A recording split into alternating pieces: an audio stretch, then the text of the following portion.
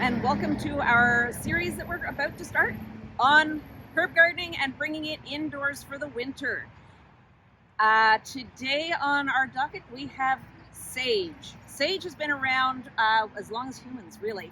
From what I was reading about sage, it has been used in everything from warding off evil spirits to increasing fertility. It's used in all sorts of different meals and dishes all around the world. And Germans like to use it in sausages. The English like to put it in cheese. And back in the days when the spice trade was big with China, they would trade lots and lots and lots of tea for some sage, just a small amount of sage. So, a very popular plant. This is a gift from a friend of mine. She grew it this summer, and I thank her wholeheartedly because she did such a wonderful job on it.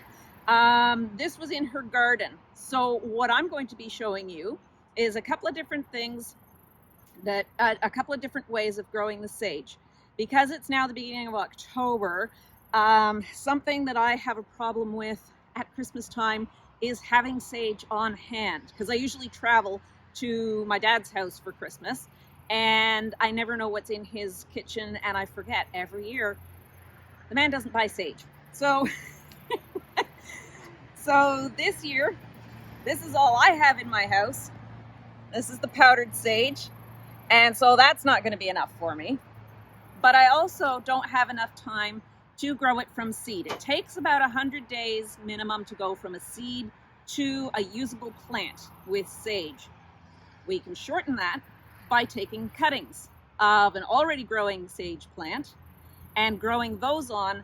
It should only take about 75 days. So I've just about eliminated a month.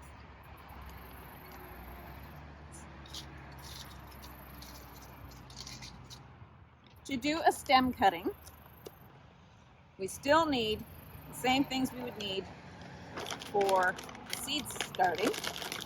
Yeah, I didn't cut my bag far enough.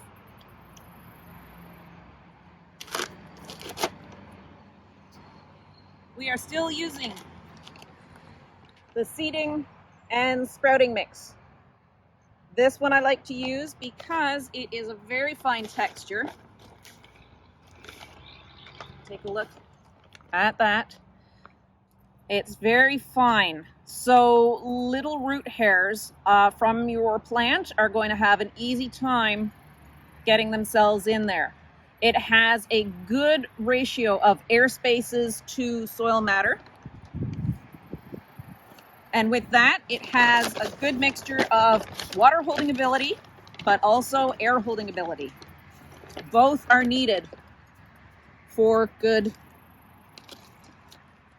root germination. Because right now, either as a seed or as a cutting, there will be no roots on it. Best to pre-moisten your soil. This bag is already, the humidity in the bag has it a little bit damp. So it would be good to add a little bit more moisture to it before putting things in.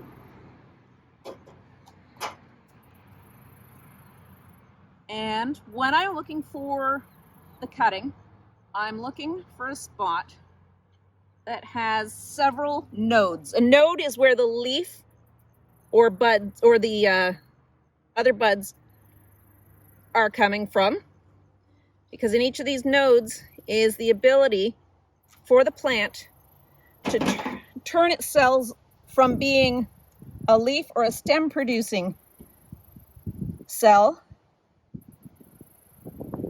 or sorry, that is where you can go from being a leaf producing cell or a stem producing cell to being a root producing cell.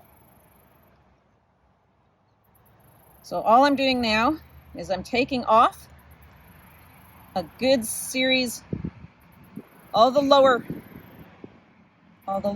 leaves, leaving that meristem tissue, the parts of the plant that can choose what the next sets of cells are going to turn into.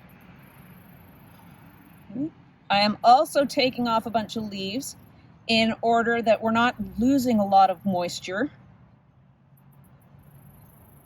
by having that big fan of leaf flapping around and drying out when I really don't have much of a root system. I don't have any root system to sustain it. So now I have my cutting ready. I'm going to dip it in some rooting hormone. And there are 3 levels. This one's called iRoot 1. And this is from the Dirt and Grow Company. They do have an iRoot 2 and an iRoot 3 as well. And what this is different levels of indole butyric acid. Indole butyric acid is a plant hormone that helps generate the root system, helps to stimulate the root system. So we take our fresh cut and we dip it in the hormones.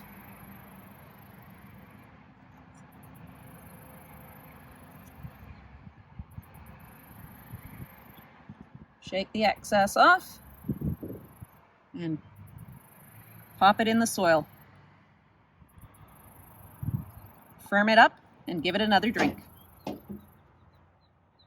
The numbers on the rooting hormone are important because it is a measure of how much IBA is in there. The iRoot 1 is the lowest amount of IBA, so it's good for doing cuttings of really soft tissued wood. Softwood like the tips of your sage plant, geraniums and things like that. The number 2 is for a semi-hardwood, so we're getting into more of a bushier territory, but soft bushes like potentilla and things like that. When we're going for the number 3, it's more for the hardwoods, true, really woody bushes. And that hormone is just to help get the root system really sprouting. If time was on our side, I will also show you what the sage seeds look like.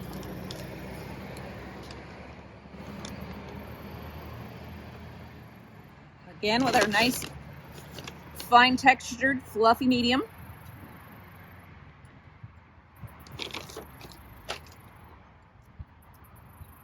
Reserve a little bit of that for topping it up.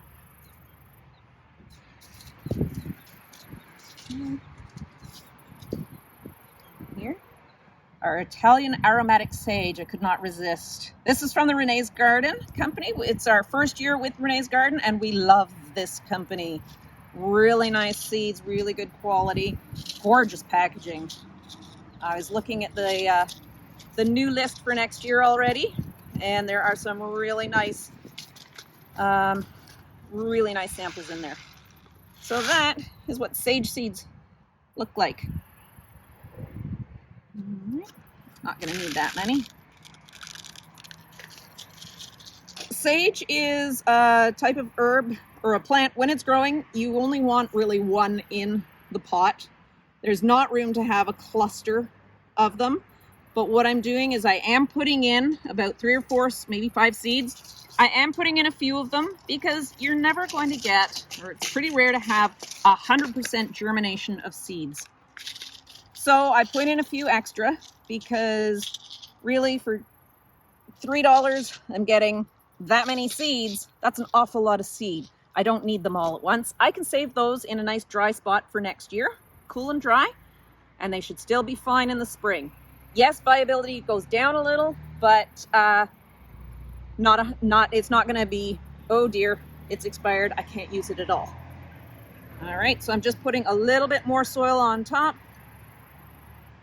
And again, same as the cutting. Now it's time for a little drink, and perhaps it is for me too. See you next week with whichever herb we come up with for next week. Take care.